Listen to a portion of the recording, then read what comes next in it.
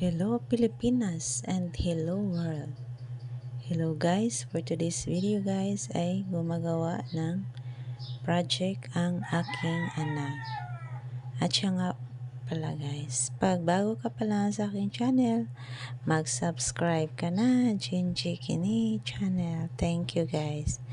Okay guys, ito na ngayon, gumagawa siya ng kanyang project sa TLA.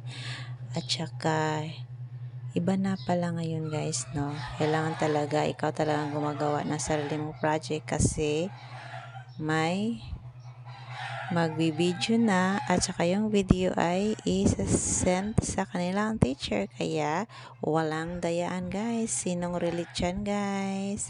Sino mga students dyan nga masipag gumawa ng mga project? Good job sa inyong lahat.